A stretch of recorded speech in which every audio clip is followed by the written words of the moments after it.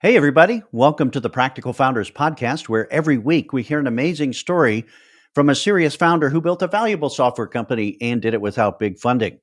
I'm your host, Greg Head, and this week my guests are co founders and co CEOs Eric Dill and Angus Keatinge of Quickli. That's QUICKLI.com.au. They're in Australia and they created a rocket ride practical software company that accomplished 50% market share in the mortgage broker market that Eric came out of. They solved a really important problem that hadn't been solved for years.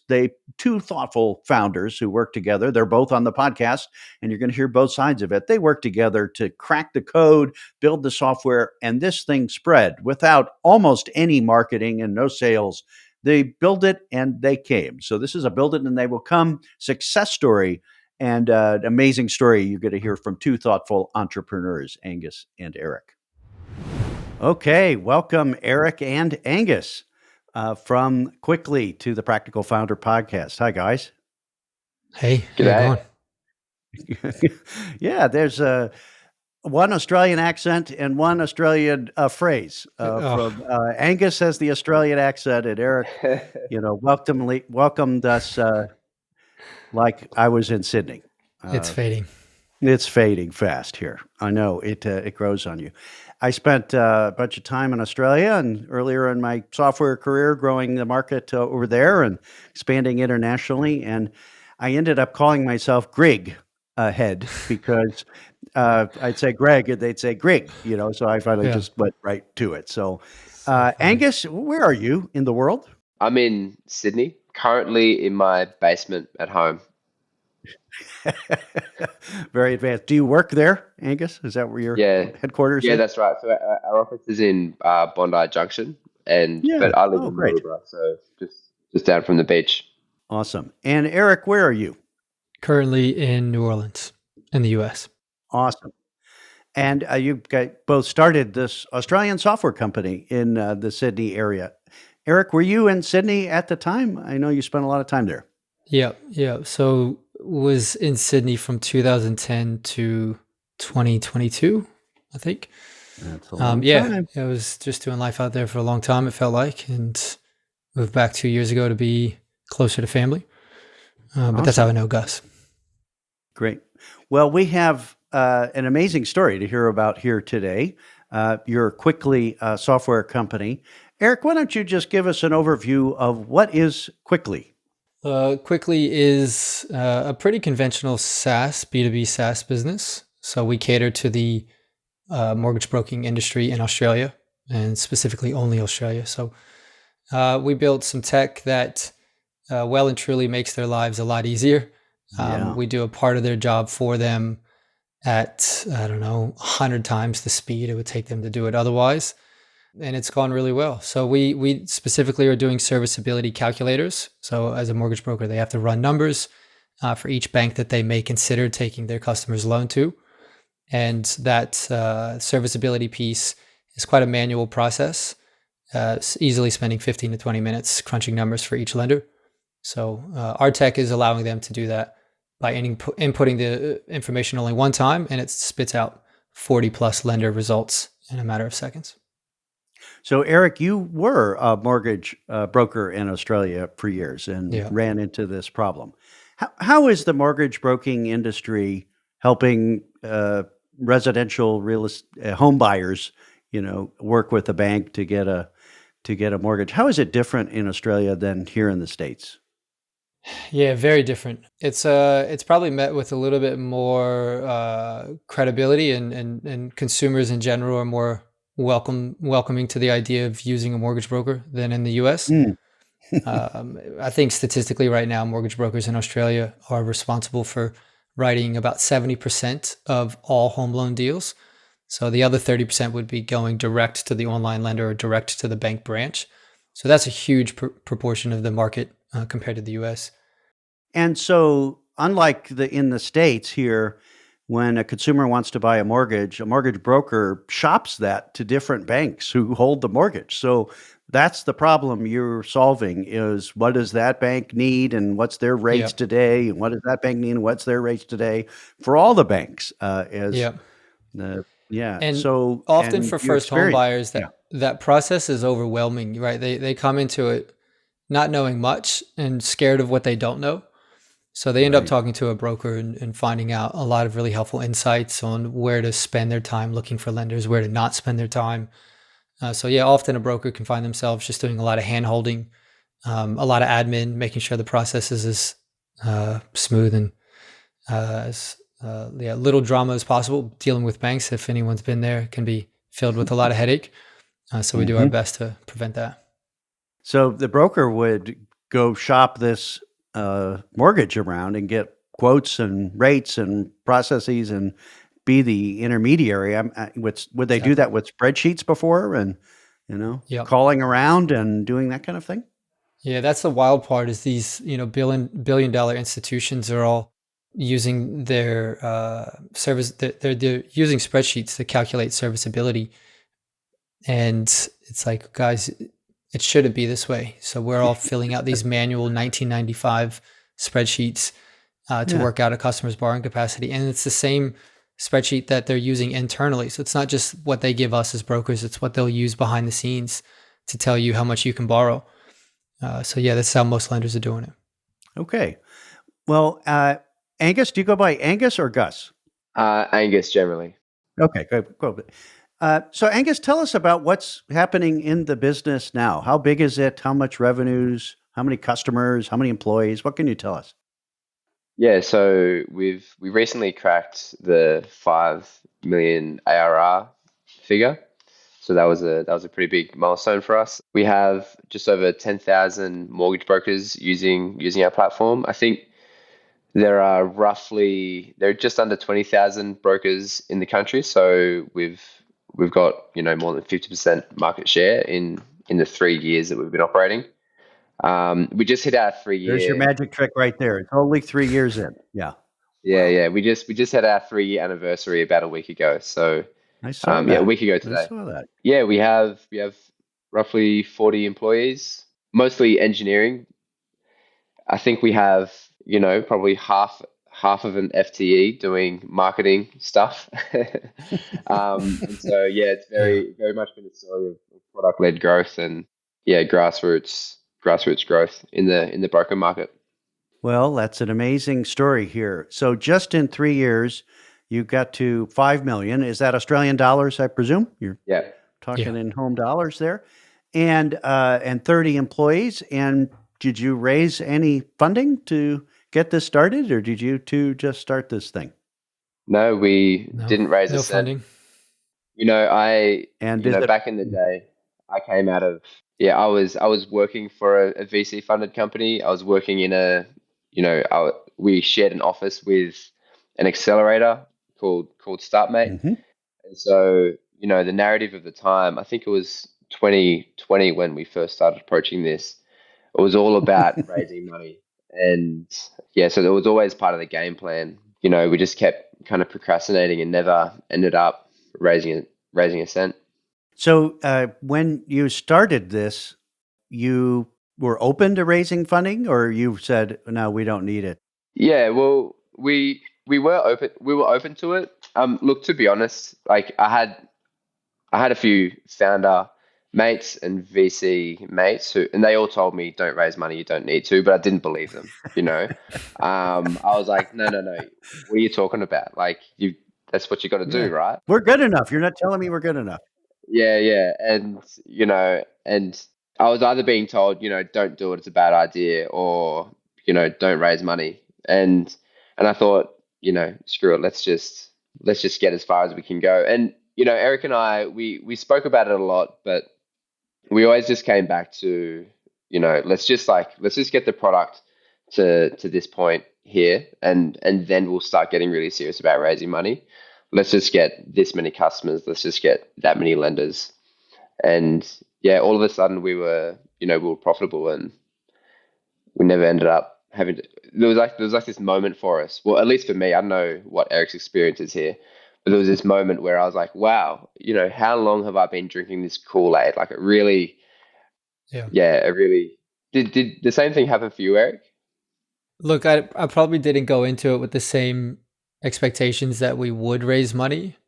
For me, it was sure it was a theme I'd heard about a lot, but I think what kept us from making the effort to go and pursue raising money was you and I hated distractions and still do, and Yeah. we just had such laser focus on building this product in the early days that if anything even hinted towards distracting us from building the product, we just pushed it aside. Unfortunately, we did that long enough to where we realized we never really needed to raise money. Yeah.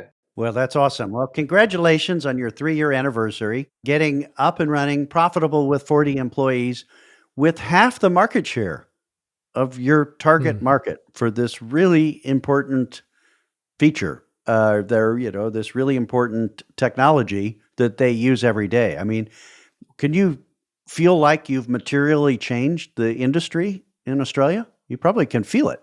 Yeah, definitely. We get unsolicited feedback and love letters from customers all the time. No joke. Yeah. It's good. Well, Eric, you were in this industry. Angus, you weren't. You both have engineering backgrounds, not necessarily coding here. Eric, did you suffer this problem long enough when you were in Australia and dealing with the mortgages and the serviceability calculations and all that administration, and said we have to solve this problem? Yeah. It's really hard to explain just how bad these bank built spreadsheets are to deal with and to work with. And you deal with them long enough, especially as an engineer, you start thinking there's got to be a better way. I mean, this is just a spreadsheet after all. It shouldn't be this difficult and this hard to use. So I think enough was enough, and looked at it and said, Angus, if we can rebuild one of these or a few of these spreadsheets and compile it or aggregate it into one kind of master spreadsheet and perfectly replicate all 3 lender results inside of one spreadsheet, then it would seem as if we're really onto something here. So that's how it began.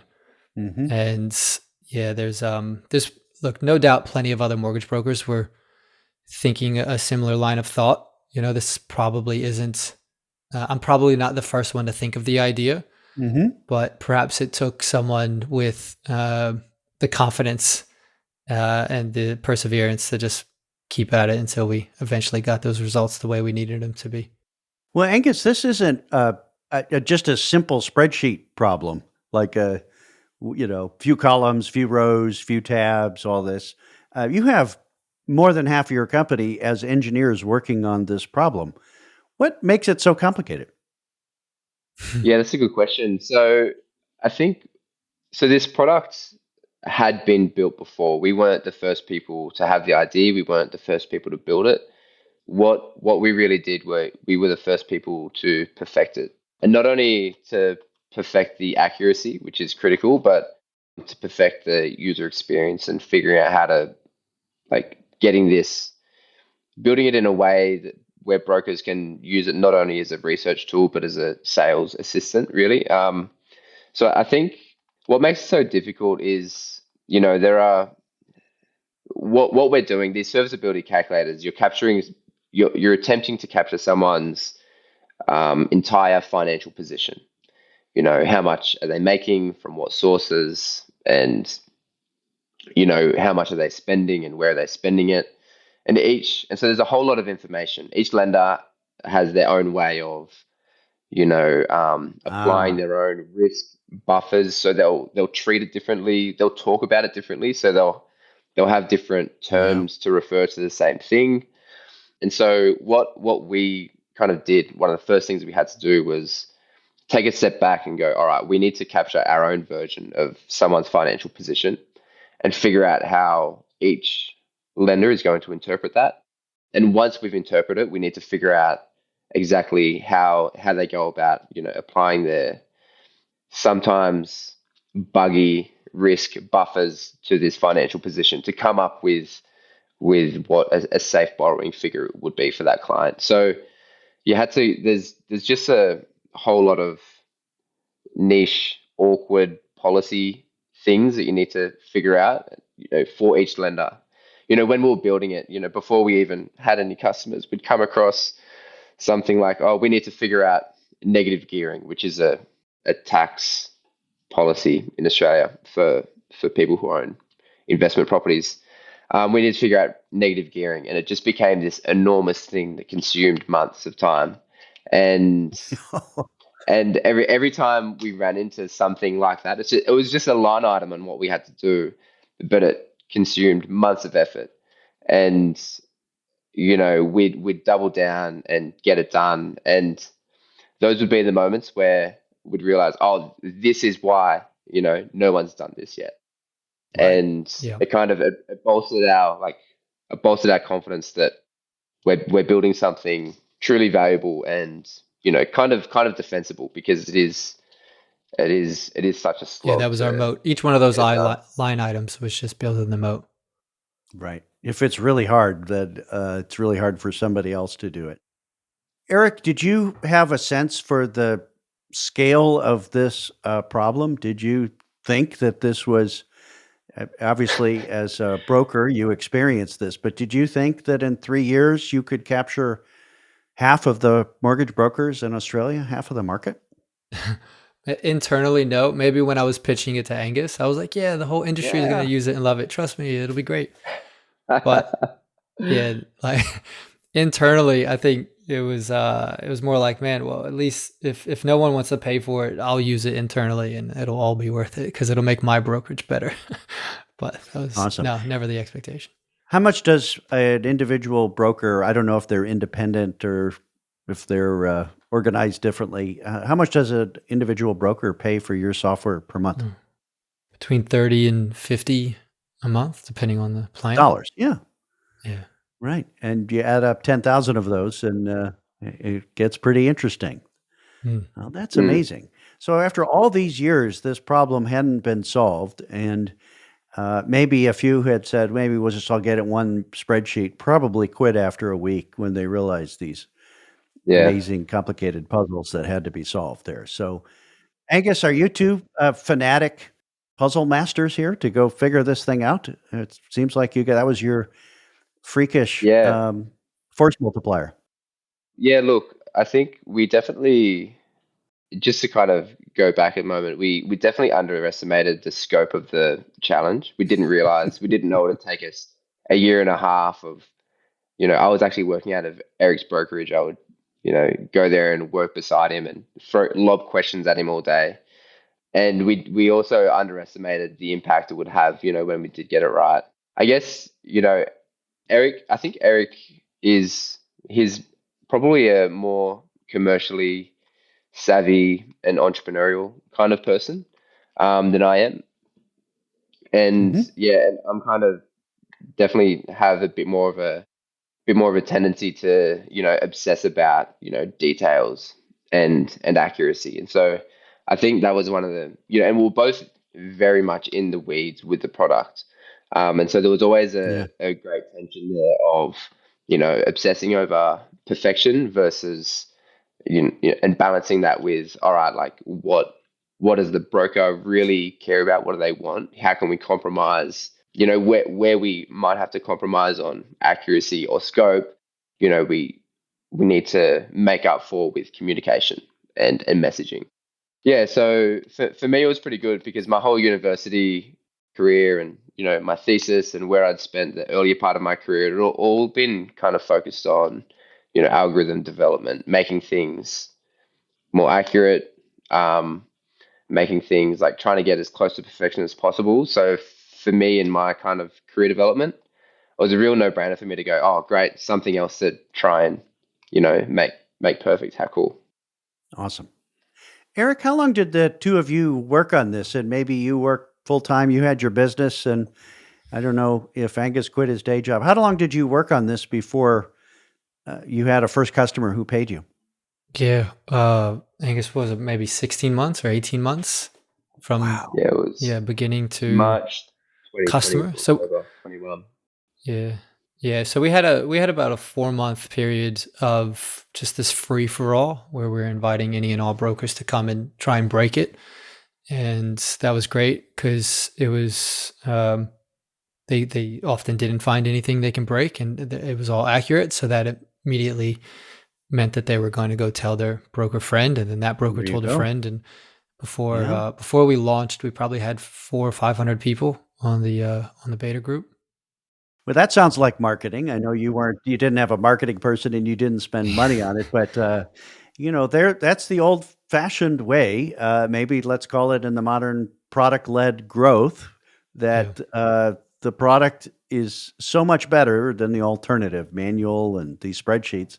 That if you build it and it works, it'll spread amongst a very tight community. And I'm sure mortgage brokers talk to each other a lot. I know they Mm. compete as well, but that's amazing here. Was that intentional to get to fan the flames of your launch, is to get as many people to watch the preview and get on the list?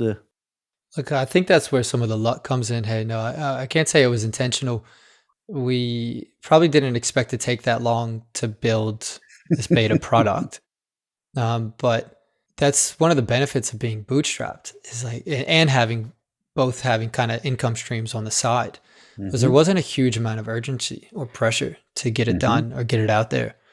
And that meant that we can put the extra care and attention into those Yeah, I get finer it. details to make sure it's right and we weren't releasing something premature. So yeah, that was good not having any pressure. And we sent out some cold emails in the early days, and Angus made some cold phone calls, and just one little step at a time. It did feel like it took a while. Week by Mhm. week, it was like, oh, come on, when are we going to get some brokers using this? But man, that kind of like June or July to October period flew by, and it Mm. happened so fast, and it was such a just an enormous amount of positive feedback during those few months that it was Hmm. like, okay, all of a sudden our minds shifted. It was like, we need to start charging for this. We went from being like, Yeah. should we just make it free for a couple of years to like, oh man, we need to charge for this now, You and know what, figuring all Eric? that out. Do you remember that tension where I was pushing to keep it free for longer because I was just loving the numbers growth, Yeah. and you were doing the majority of the support, and you were like, "Hey, I'm struggling to run my brokerage because I'm spending all my time on support. Like, we can't not charge for this thing." And I was like, "Free, free, Yeah. free." Yeah. Yeah. So it sounds like free was the marketing strategy. Is it works? It'll save you hours a day, something like that. And Easily. it's magic and it's free. So I bet that spread pretty quickly here. Did you start charging 30 or $50 per user per month, or did you start something smaller? That was it. We did a $5 or 10% increase Yeah. a year ago. So after 2 years, we did a Oh my small gosh. 10% increase, but that Yeah. was it. Okay. So you launched this as a free product and then you started charging, or was it pre-launch as free and charging was the launch or something? Hmm. Yeah, Yeah, I what think. was it, Gus? So we it was the messaging. It was all about how we got the Yeah, messaging out to the brokers. yeah. So it What does was. that mean? Well, Yeah. when you signed up, we were just very clear with like, "Hey, this is a beta product. Free for It's now. free now, but we're going to be charging sometime in the coming months." And yeah, I think it was funny. There's when we got to the point where we're like, "Hey, we really need to charge." I was like, "Oh crap! I need to build all of this stuff to support, you know, people inviting their teammates, sharing things, all the billing." And I think I called about 4 or 5 different mates, and I was like, "Guys, I'm trying to launch this business, and I've got 15 features we need to build before we can start charging for it. Can you guys just help me?" And we had this kind of weekend hackathon thing with a handful of my mates, just helping me get it from, something that you can just create an account to something where you can, Mhm. organize your team and manage billing and all that kind of stuff. Yeah, that was pretty handy having those. And they're all much better engineers than I was. So it was pretty good getting that input and having that support at the time. Angus, did you code the first version with a little help from friends on weekends, that kind of thing, or did Yeah, you yeah. have other engineering buddies? Well, yeah, actually, good question. So I think we worked on it for the first 12 months. I took leave from my work, and during that time, I worked on it. And I think at about the 12-month mark, start of 21, Eric and I, we tipped in some money each to hire someone. So Hmm. we hired someone who kind of kept working on core products while I, started building, things around the edges. So yeah, Okay. I can't remember how much money we put in, maybe like 50 grand each, just to have a bit of a buffer there and to cover the salary of our first hire.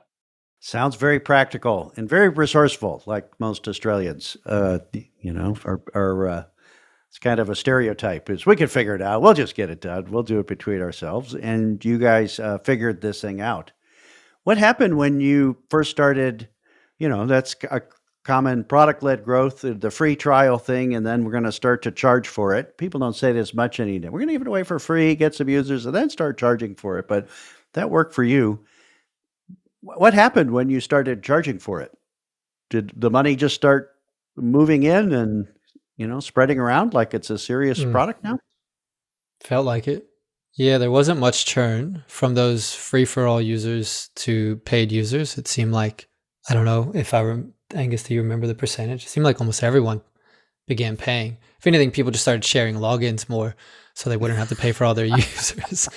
But Yeah, that's a bit of a yeah. drama. Yeah, I think in the early yeah. days, we launched October, and I think out of the gates we had a couple hundred people sign up because it was free to, right. This is the day we need to start paying. So we might have had 200 or so people on day one, and then it went into the Christmas period. And so I remember looking at our MRR chart every day, just like being so stressed about, oh my God, this it's going nowhere. I've just spent like all this time on nothing because, and Eric was like, dude, it's Yeah. Christmas. Don't stress. Yeah.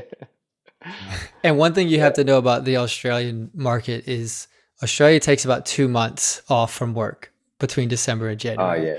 It's Yeah. So So in the summer. our US, Christmas is summer. like Yeah. yeah, it's summer. So yeah, especially in the finance industry, if you find people start closing the office in early December, mid-December, and then they kind of slowly come back to work by mid to end of January. So I knew brokers weren't going to be working and certainly didn't want to spend money on a subscription during that time. Wow. Well, what did it feel like? Did you quit your day jobs at some point, or were you not there yet? No, I kept, so my brokerage is still around. Okay. Technically, still have that, though I have a business partner now who runs that whole thing. And Hmm. shout out to Dave and apologies. I barely interact with him or do anything on that business anymore. But yeah, so yeah, that to answer your question, I was always involved for the first year or two, but quickly just got more demanding and honestly, it was just more exciting. So I just threw all my energy at it. But a different Yeah. story for Angus. Yeah. And was it the same kind of like a straight line, which is uh, maybe it wasn't a straight line up, but like $30 a user, the serviceability calculator and process, it was just get more mortgage brokers on the platform, and word started to spread, I guess, right? And you started Yeah. adding more features, and now you have a Yeah, bigger team doing the same darn thing. So that's right. For 3 years, yeah, it's just been very consistent linear growth. isn't that interesting? All right, let's talk about your growth there. And I'm sure there's some bumps along the way, and from the white knuckle, kicking it off. You say you have half a marketing person, and I think you've told me before that, yeah, we don't really do sales and marketing. You don't have a dramatically powerful website. Did this just spread from word of mouth from broker to broker and business to business and a little more each week? And you've got, 20 more users every week than 50, those kind of things? Did it just tick away in the ecosystem, or did you do something to move that along? And when you Eric? put it that way, it's like, wow, how lucky did we get? Because we didn't do anything. To say we have a half a marketing person feels like an overstatement, because we have a customer service person who also does some marketing on the side for us. He's a But it's legend. not like Yeah. he's awesome at it, but it's not like we're doing strategic email campaigns. We don't know how to do that. We just do some sporadic LinkedIn posting. And Yeah. So what fueled it? So let's say, so people sign up. There's no salesperson per se to work out a deal. You sign up, and how many users do you want, and so forth. But yeah, marketing happens when people hear about it. They kind of engage, maybe with a free trial or something, and then they buy. So you don't need salespeople for that. You don't need to pay for marketing. But is it just the community conversation, or was that fomented with influencers that have big networks, or I don't know. How did it move along? yeah, So one of the things that I guess we guessed right in the early days was that in the mortgage broking, community or industry, there are lots of, pretty small, tight mortgage broking groups. Like it's such a high intensity, stressful job that mortgage brokers have to lean on each other. They help each other. It's not a zero-sum game at all. Mortgage brokers don't really compete with each other. It's kind of mortgage brokers work with each other to compete with banks. And so because there are so many of these, Facebook groups, in-person groups, there are some big groups, some small groups, state-based, local, all kinds of things. There are lots and lots of these, small communities that like high trust communities that word like goes around really quickly. So all you need to do is, what we saw was we'd find one person who would become a complete mega fan, and they would have, 2 or 3 circles that they moved in, and they would just preach the word. And because there's so much trust between brokers, they would, that was quite influential. And so there were, yeah, that's right. And there was some bigger, there was some bigger Facebook groups that, some brokers raved about us in. And, so, there was some, like we might be tacking along at 20 new people a day or something. And we'd get some days where there was a particular post somewhere where we'd get 150 signups in a day, for example. Yeah. But yeah, it was very, like brokers, to be honest, they're a great customer to have. They're really engaged and they help each other out when you are able to solve something for them. This week's podcast is sponsored by my friends at Cypress Growth Capital. My favorite milestone for practical SaaS founders is after you've survived the first few crazy years and you have some repeatable sales and a growing team and perhaps a little profit showing up. You could grow faster with a little outside capital, but the thought of raising money from VCs would change your whole game. And we know VC funding is the most expensive growth capital on the planet. That's why so many practical SaaS founders I know have partnered with Cypress Growth Capital when they hit that predictable growth inflection point. For 15 years, Cypress has provided non-dilutive growth funding to bootstrap SaaS founders, including many of the successful founders I've had on this podcast. They love practical founders. Cypress provides enough patient capital for you to invest in your growth without giving up any of your precious equity or having to guarantee a loan personally. Their investment team has people like you who have grown and sold successful software and technology companies, and their operational and entrepreneurial experience helps them give you strategic guidance at those key inflection points in your business. So go to cypressgrowthcapital.com/practical and learn more, and contact Cliff Santel at Cypress to see if there's a fit. Now back to our podcast. So the viral quotient was really high. Very, a very connected, very collaborative community.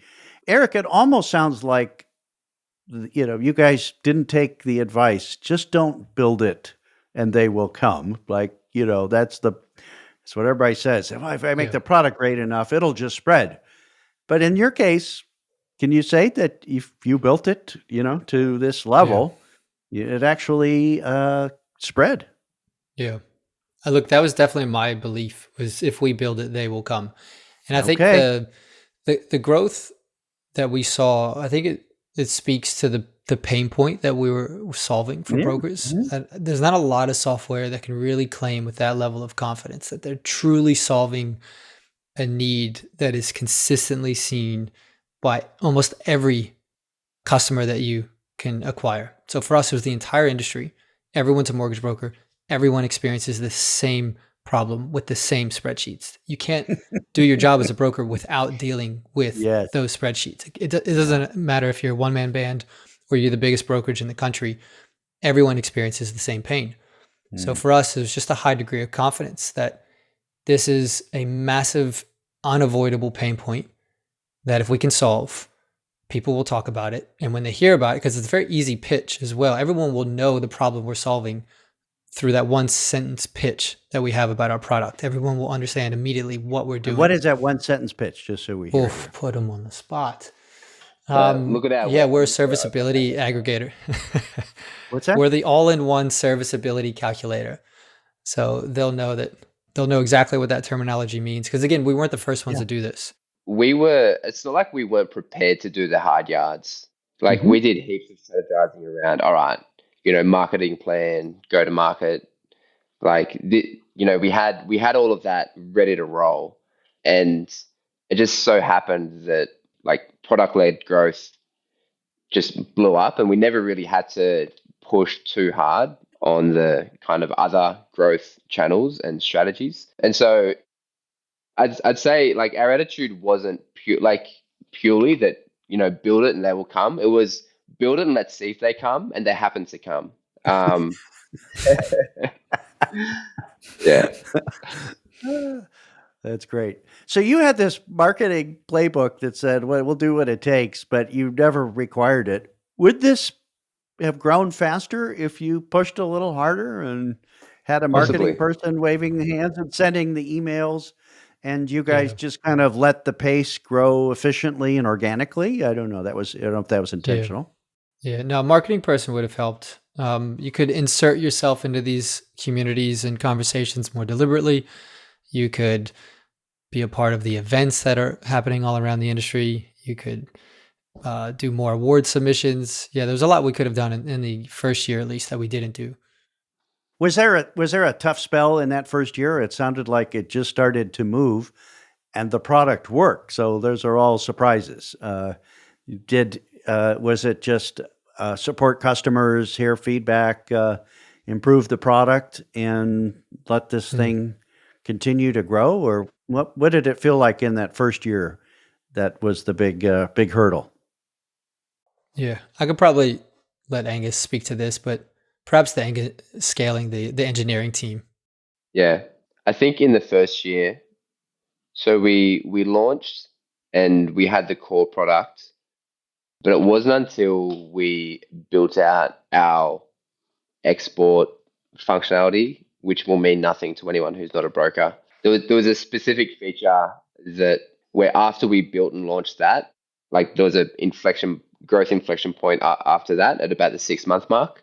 Hmm. And so yeah, that was one of the big things. And then kind of actually, you know what, at the time, this would have been, when was this? Early 22. That was right in the middle of COVID, crazy SaaS VC companies. It was, you do a job post and get maybe 5 applicants for engineers. So yeah, growing the engineering team at the time Ah, was pretty hard. wow. But yeah, I wouldn't say that was a major hurdle. It was just, one of those things that was hard at the time, and to be honest, has remained hard ever since. Yeah. Yeah, it's hard. Even though I think there's a few more engineers looking for work these days, that's the challenge. Eric, can you think of anything in the next year or two that was a big challenge? Was it all of a sudden you had people on the team and you weren't used to being leaders and co-leaders? No, not really. I mean, for me, Hmm. the move back to the US was hard. Oh, okay. So yeah, working. working in a different time zone and having to manage the team from overseas and maintain the same Australian working hours, but doing it from 6 p.m. to 2 a.m. That was more of a me challenge than it was a business challenge. And did you ever run into competitors who tried to catch up, tried to get into your market, or? I love that question. Yeah. Oh, Angus, go ahead. Yeah. Go for it. Well, I mean, look, I've always been much more paranoid about competitors than Eric. When we first launched, there was one of the kind of software, kind of mortgage broker, CRM software providers in the space.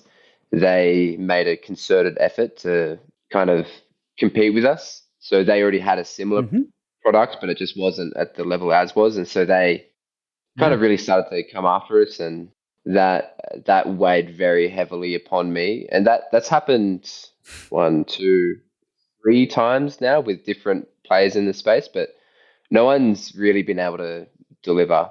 We've got a few ideas about, why they haven't been able to deliver, but I guess it's just such a bloody hard challenge. And maybe to step back, one of the things that's been kind of pretty difficult to get right is just how much is required to go into keeping the system alive, just BAU. It requires a lot of, blood, sweat, and tears, and, looking at the small things in order to keep that kind of trust level high with our customers. Yeah. That's amazing. Eric, can you remember other things here in the journey? Last year must seem like a long way away at the way this pace this is going. Yeah, well, to add to Angus's bit, so the maintenance piece is where I think a lot of these CRM players who kind of made that attempt to build a product that would compete with ours, perhaps they underestimated what it needed to maintain the accuracy and the reliability of everything we're doing. We're a 40-person team for a reason. It's not because we like spending money on employees. It requires that much effort to pull it off, and I think they all kind of eventually found that out midway through their process. Wow. And that's important because one little error in one little piece of the spreadsheet and calculation could mean really big impact for the mortgage, right? It's not like these are small numbers. It's the number, it's the biggest financial investment of somebody's life usually. So you can't get it mostly right. I totally get that. Was this a crazy journey? Like, all hours of the day, all hours of the night, working on the product and dealing with customers and hiring people? Or has this been kind of a managed life for you guys? Not too crazy, no investors telling you need to go faster, and, no marketing people asking, for your permission to go send another email or spend money on something. Eric, has this been a reasonable run? It hasn't been dramatic, if that's what you're thinking with crazy. Okay. It's been good. It's been really good. It's exceeded expectations. It's been exciting. Definitely a lot of late nights or sleepless nights. Angus and I are really good at just spitballing for hours, which I think is a really important thing between co-founders. Yeah. So we're really good at that. We talk a lot, and we're so often on the same page as each other. So that really helps with the excitement factor, right? Because we keep each other kind of enthusiastic and just keep that energy there. But no, the crazy bit here is just we built this thinking, oh, maybe we'll get a few hundred brokers, maybe we'll get 1,000 brokers. I think we joked a while ago that even in our modeling, our best case scenario was like 5,000 customers. Like that's where we capped out at. It's like what a dream if we can just get 5,000. That was so here silly we are, to me. Like a silly high number, Yeah. Hockey stick. Yeah, right. Yeah. Okay. Angus, I know you have kids, and Eric has kids. Have you guys been, is this a reasonable work schedule, or, are you going to look back on these years and say, I was all in on the business, as many people do, or are you guys able to have a life? Yeah, look, it's pretty tough to get right. there's managing my relationship with my wife, time in with my kids, my other partner, Eric, managing that relationship too. It all requires a lot of investment. I think the two of us probably, like, I've got 4 kids, Eric's got 3. Like, I think without our partners, supporting us as much as they do, it would have been much more difficult. And yeah, I think both of our partners, they're very understanding of, what it takes to, make something succeed. And so, yeah, Yeah. and that includes, at least my wife, she knows that I need to put a lot in, and she's able to kind of figure it. Like, look, she's the CEO of my home, and she's able to kind of fit me and my needs in to make things work with the kids and the family. And yeah, Yeah. look, it's Great. we haven't had any, like, I don't think either of us have ever done like 80-hour weeks for months on end. If that's kind of what you're getting at. Yeah. So Yeah. there's able to be a little bit of balance there. Right. Well, let's talk about this balance between you two as founders. Like, you guys are finishing each other's sentences, and you're technically both co-CEOs, and it's kind of like a one brain concept that you're both technical and deep in the product. Eric, you have the background in this industry and so forth here. Usually there's divide and conquer, like I guess you just described with you and your wife. But do you divide the business into parts, Mm. or do you both run things as one big brain that gets things right more often than not? Yeah. I think for all major decisions and kind of macro stuff, we're one big brain and we Hmm. enjoy it that way. And it's been great. I There are see definitely that. parts of the business where like I spend more time looking at than he does and vice versa. So obviously Yeah. engineering team, he's going to spend a lot more time working with those guys. But we always know where to come back and reconnect. So you won't often find too many examples if you looked back across the last 3 years where he just made this decision that was pretty like it had a impact on the business without looping me in to some degree. Mm. So that's been really good.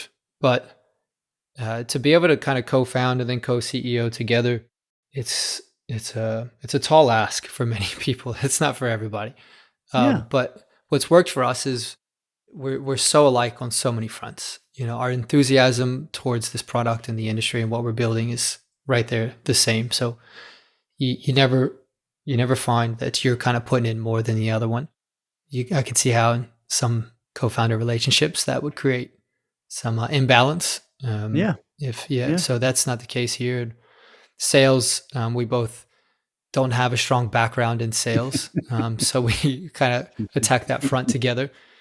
Same with marketing in the early days. I would say Yeah. Angus is probably a little more out of the loop on the average LinkedIn post that we'll do than I am. But yeah, for the most part, we're touching everything together. Well, Angus, what's your version of the co-CEO partnership? Mm. Look, the level of trust required for it to be harmonious is Mhm. not far Yeah. from what it takes to make a marriage harmonious. So, we were pretty, the co CEO thing. I think it kind of requires two people to be pretty close and to know each other very well pre-business. Mhm. Yeah. And I think, because we both are pretty, we're pretty interested in all domains. Like, if all I wanted to Mhm. do was, like, build, write code and stuff, or if all Eric wanted to do was sales and not product, it might be easier to kind of divide our roles a bit. But we're both, Mhm. yeah, we both like having our hands across everything, and we are pretty aligned. And when we're not aligned, like, all we need to do is, get on a call for an hour, and like, it's pretty rare where we won't end up on the same page. Yeah, but I think it has been a journey, and it has, look, like, there have been, worse, like, better seasons and worse seasons. But for all of the, like, every time you kind of go through a struggle and, there might be, maybe a trust deficit or something, or there might be, hurt feelings or whatever it is, every time we've kind of come through one of those and figured things out, like we've always ended up with like a much stronger, Hmm. much tighter relationship on the other side of it. Whatever, man. So You've it never hurt my has, feelings. yeah. Look, it hasn't been like all kind of roses the whole way. Like it's Yeah, definitely of hard course. work, Yeah, of course. but Well, it's just yeah. a little different here. You guys getting to, your 5 million ARR, getting half of the Australian market that you serve so quickly, not having effectively any proactive marketing other than a website and some LinkedIn posts and so forth, and not being very complementary co-founders, right? The divide and conquer, those are Hmm. all relatively unusual. And I'm sure it's also part of the magic that's made it work so well so far. Mm. And I'm noticing that trust came up in between you two and a trust in the market. So it's almost like trust at the center of this Hmm. adventure here for both of you. Where does it go from here, Eric? What do you think for the next few years? Do you keep adding customers in your market? Do you expand markets, or do you let this thing settle in and do its business in the market that you serve without trying to make it try to be 10 times bigger? Where do you Yeah. go? 10 times bigger. That seems like a stretch. We do have some stuff on the horizon. Uh, Yeah. some really exciting stuff. AI stuff, Oh. more kind of enterprise salesy stuff to the lenders. Mm, mm. So not just the brokers as customers anymore. Okay. There's a few things on the horizon. Yeah, that we know we're going to do. In fact, we've already started. Mhm. There's opportunities for us to sort of upsell or cross sell Yeah. add-ons within the app. So it's no longer just a $30 or $50 subscription. It could become a $100 or $150 subscription for certain customers who want to take up these other offerings. So yeah, a few more pieces of technology to build on the roadmap for Mhm. sure, and then I don't know, consumer stuff. We have ideas on what we can do to cater directly to the consumer world. Same with Yeah. data and analytics to the lender world, and Mm. I don't know. Yeah. Do you have an ambition to create a bigger company? You don't have to, and you could just keep building at the Yeah, pace that's comfortable to you. But like Angus, does this business need to be bigger? There's more problems to solve. That's usually the builder quest: is keep solving yeah. problems and see where it goes. Mm. But you know, could you imagine ever selling this company someday to somebody who says you're in a strategic position in a very big industry in Australia? You know, Mm. could you imagine selling the company someday? Yeah, yeah, we could. It's not a it's not something. I mean, you'd be foolish to say we'll never sell, right? Yeah, of course. And so, yeah, look for us, our ambition, at least for me, it kind of comes in waves. We do have a bunch of pretty exciting opportunities ahead of us. I think we're both. Mhm, I like that phrase, the builder quest. We're both very much driven by that. mhm. And yeah, look, there's a lot to do. And so yeah, I don't know. Do you A have a good lot to answer build. here, Eric? There's a lot to build. We're certainly not driven by the numbers. I don't. It's just that wasn't what motivated us in the beginning. It was a Mhm. problem to solve, and there's still a lot of problems to solve. There you So it's go. exciting to see those problems and know that we're in a kind of an optimal position to be the one to solve those problems. So we're going to take advantage of that, hopefully. Yeah. That's really exciting.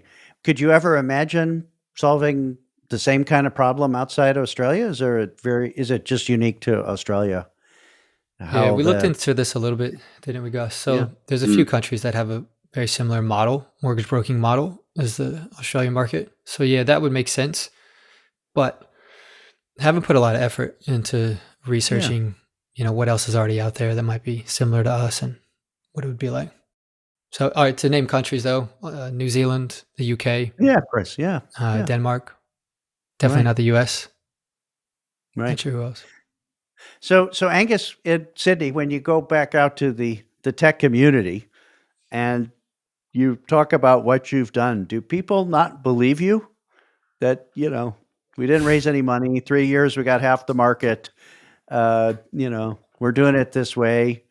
Uh, Seems pretty different. Yeah. What do your mates in the VC industry say about what you're doing? I mean, everyone tells me it's pretty special, but I mean, for me, it's normal. Yeah, Um, of course. Yeah, good. well, and so I guess it has been a pretty, uh, pretty fortuitous journey for us. I try to be, as vocal as I can be on, the front of, bootstrapping your company. That's one of the reasons I'm a big fan of yours, Greg. I think it's so tempting as a young founder to get into to think you need to raise money. That's been the narrative for so long. Hmm. And there is something to be said for angel investing and such. Like it very much it de-risks entrepreneurship in several different Hmm. ways. And so, but it changes things so much. So I don't know, like within the kind of the Sydney tech scene, I try to be one of a few advocates of, you know, seeing how far you can take something on your own, because it's Awesome. probably a lot further than people believe. Yeah. Hmm. Yeah, that's pretty much the message of the podcast. There's way more going on that we can't see that with people Hmm. doing it without VC funding. And in fact, there's more founders making more prize money, founder equity value, realized or unrealized, who didn't raise VC funding effectively because there's Mm. so many more of them. And the odds are so much better for founders out there. So really interesting. Eric, do you have a similar experience when you talk to people about what you guys have built, or is it not recognizable as this Australian company that you have been building from New Orleans? Yeah, no, look, most of the people here, they just have no clue what I'm doing, to be honest. First of all, they're like, wait, what? Australia? Isn't that on the other side of the world? How do you still run a business in Yeah, Australia? yeah, Then, a SaaS business on top of that. And no, yeah, I don't have the same kind of cohort of tech founders that yeah. Angus would. Mine are some of the more small mom and pop shops or the more conventional businesses, local brick and mortar stuff. And it's Right. just on a different wavelength. Yeah, yeah. Well, I don't. There's.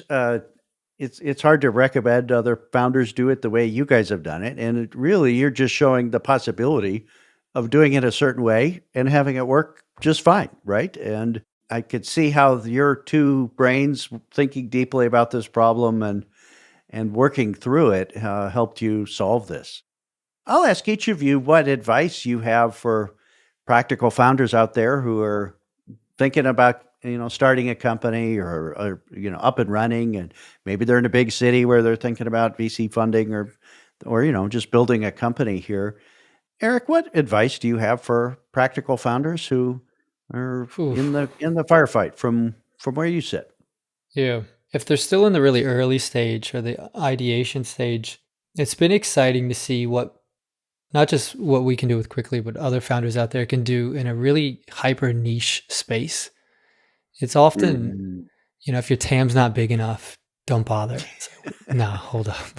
There's a lot of yeah, opportunity in a lot of small TAMs, yeah, especially if it's your first one. Get a yeah, win on the board yeah, and see what you can do after that. I guess if you're really worried about going bigger, but no, I'm a big fan of the niche.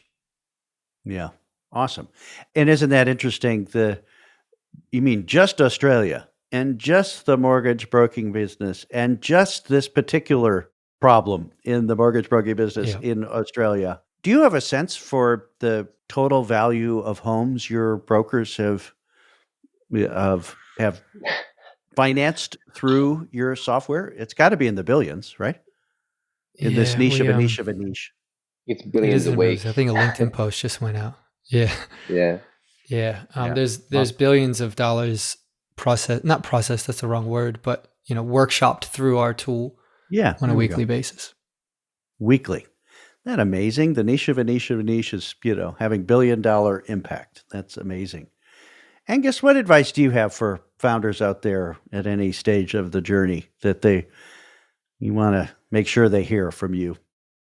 I think one of the biggest hurdles I see is one of the things that I did pretty well was capping the downside of this bet. So Mm.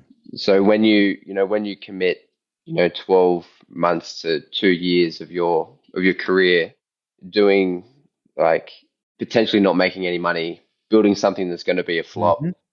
like Yeah. raising VC money and having a product that goes nowhere, it's almost a success in itself. There's kind of a lot more risk. There's a lot more on the line when you just go it yourself. But for me, the way I managed to kind of go into it was to look at the absolute worst case outcome and just figure out how to frame that as a positive. You know, let's say it goes nowhere. I've still learned heaps. Let's say we Yeah. can't find customers. I'm going to get heaps of experience marketing. Let's say, the product's too hard to build and it takes way too long to build it. I'm going to get heaps of experience engineering. And so, yeah, I think figuring out how to turn the worst case scenario of your venture into a win was one of the things that enabled me to really commit to it. And not everyone has that luxury. Mm. I guess I had the luxury of my wife having an income and, having like a bit of a paternity leave break from my career. But yeah, that's something I see, that there's a lot of, it's pretty common for people to fear the worst case scenario.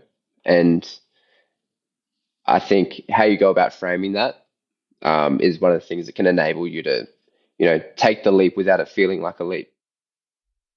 Did you put a clock on this that says I'll give it a 2 years, and if it doesn't turn into something interesting, I'll get a different job, or did you not think about it that way? Yeah, my initial clock was 12 months, but we didn't have anything by then. So I just turned the wheel a little bit more and thought, all right, let's just Yeah, But it yeah, yeah. showed give it another promise. 12 months and see what Ah, happens. yeah, yeah, yeah. Yeah. Yeah. Yeah. Awesome. Well, Um, that's yeah. amazing. Yeah. I think you need to go All all right. in. Well, I think you need to go all in though. yeah, that's awesome. Well, that's great. So I appreciate the advice for practical founders out there. I could tell how you two are very thoughtful, co-founders and partners in this business. And I could see why this thing took off. It was a very, very difficult problem in a market that was ready for it, that was very connected. It would flow through right away. So it's another way you can build a software company. And literally, one of the co-founders, one half of the brain, is in the States for this Australian company that serves an Australian market. So it's really amazing what you two have done. And I'm sure you have a lot of appreciative mortgage brokers out there in Australia that appreciate all the time they got back in their life and the business that they could do. So congratulations on moving an industry there. It's probably making a dent in the economy. You could probably count it in because real estate is such a big part of the economy. So congratulations to you both. Thanks Nice. for being on the Practical Founder podcast, Thank Eric and you. Angus. It's been awesome. Thank you. Thanks, Greg. Cheers. Thanks for watching this week's founder interview on the Practical Founders podcast. Be sure to hit like and then subscribe to my Practical Founders YouTube channel to keep up with my weekly videos for serious software founders who are building valuable companies without big funding. Check out my blog and information about my Practical Founders CEO peer groups at practicalfounders.com. And follow me on LinkedIn to keep the conversation going. See you next week.